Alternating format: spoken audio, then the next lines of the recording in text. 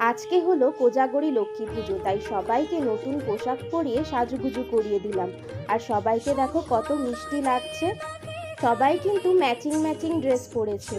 আর এখন আমি একটু অল্প করে আলপনা দিয়ে নিচ্ছি, বেশি দেবো না। আজকে জানো তো আমি মিষ্টি মায়ের জন্য পোলাও বানিয়েছি, কারণ খিচুড়ি তো উনি সবার ঘরেই খাবেন। ভোগ রান্না শেষ করে রেডি হয়ে পুজোতে বসে গেলাম।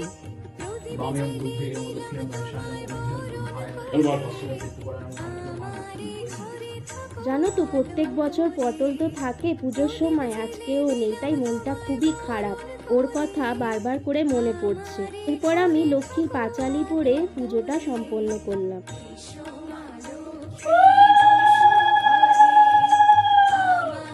তো বন্ধুরা, ব্লগটা ভালো লাগলে একটা লাইক করে দিও আর চ্যানেলটাকেও সাবস্ক্রাইব করে দিও। আজ তাহলে আসি, টাটা।